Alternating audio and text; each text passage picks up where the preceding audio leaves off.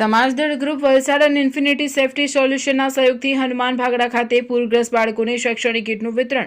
તાજેતરમાં આવેલી અચાનક પૂરની ગંભીર પરિસ્થિતિએ અનેક લોકોના સામાન્ય જનજીવનને ભારે પ્રભાવિત કર્યું છે। આ કુદરતી આફતની સૌથી માઠી અને દુઃખદ અસર નાના બાળકોના શિક્ષણ પર પડી હતી।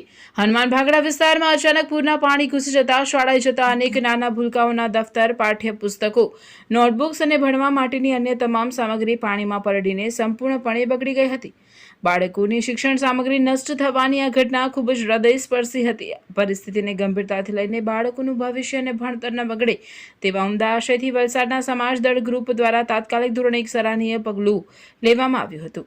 ભરૂચની ઇન્ફિનિટી સેફટી સોલ્યુશન સંસ્થા અને અન્ય દયાળુ દાતાશ્રીઓના વિશેષ સહયોગથી સમાજદળ ગ્રુપના સભ્યોએ હનુમાન ભાગડા ખાતે પહોંચીને 100થી વધુ નાના ભૂલકાઓને નવી શૈક્ષણિક કીટનું વિનામૂલ્યે વિતરણ કર્યું।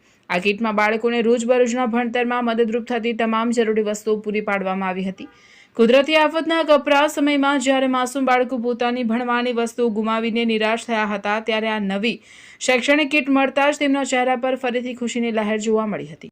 સમાજદળ ગ્રુપ અને ઇન્ફિનિટી સેફટી સોલ્યુશન દ્વારા દાતાઓના સહયોગથી કરવામાં આવેલી આ તાત્કાલિક મદદથી બાળકોનું શિક્ષણ અટકતું બચી ગયું છે। મુશ્કેલીના સમયે સામાજિક ઉત્તરદાયિત્વ નિભાવીને આ સંસ્થાઓએ સમાજમાં સેવાનું એક ઉત્તમ અને પ્રેરણાદાયક ઉદાહરણ પૂરું પાડ્યું છે, જેની સ્થાનિક લોકો દ્વારા ભારે પ્રશંસા થઈ રહી છે। ગઈકાલે અમે એક રીલ સ્ક્રોલ કરતા હતા અને ત્યારે આ જોયું હતું, તો જોયું કે વલસાડમાં આ રીતનું છે।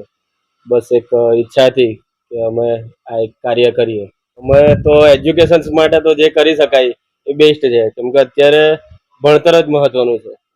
જઈએ તો આ પરિસ્થિતિ એક ખૂબ જ ખરાબ પરિસ્થિતિ હતી। છેલ્લા 5 થી 6 દિવસથી આપણે જોઈએ છીએ બહુ જ નવસારી જિલ્લો, વલસાડ જિલ્લો બધી જગ્યાએ બહુ ખરાબ, લોકોના આખા ઘરને ઘર ડૂબી ગયા, બહુ ખરાબ પરિસ્થિતિ હતી। ત્યારે અમારું પણ એક ટ્રસ્ટ ચાલે છે, ખબર જ છે આપને પણ, તો અમે અમારી ટીમ પણ સેવા માટે જોડાઈ। ઘણા બધા બાળકો, છોકરાઓ અમારી ટીમના જોડાયા।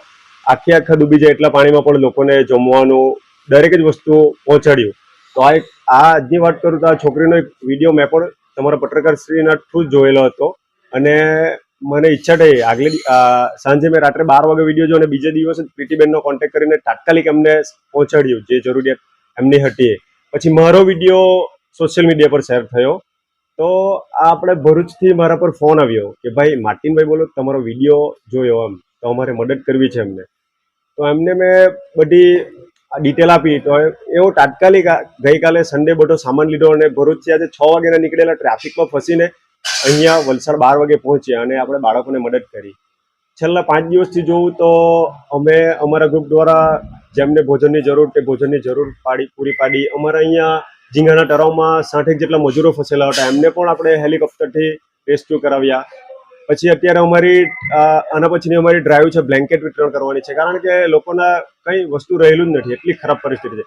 ત્યારબાદ રાશન કીટ બધું અમે ધીરે ધીરે વિતરણ કરતા જ છે અને હું દરેકનો આભાર માનું છું। પહેલાં તો આ પત્રકારશ્રીનો પણ આભાર માનું છું, કારણ કે ગ્રાઉન્ડ લેવલ પરથી આપ જે બધી વિડીયોના માધ્યમથી લોકો સુધી પહોંચાડ્યો તો જ બધાને ખબર પડી। અને વલસાડ જિલ્લામાં આપણે જોવા જઈએ તો ઘણી બધી સંસ્થા, બહુ બધા લોકો બધાની મદદે આવ્યા છે। જોવા જઈએ તો બધા ભાઈ બનીને દરેક સમાજ બહુ મદદ કરી છે, એટલે આ પણ એક ખૂબ સારું કાર્ય કહેવાય। Thank you.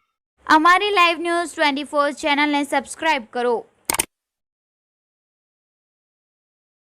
બેલ આઇકોન દબાવો, જેથી આવનાર ન્યૂઝ અપડેટ્સની નોટિફિકેશન આપ સુધી સૌથી પહેલા પહોંચે।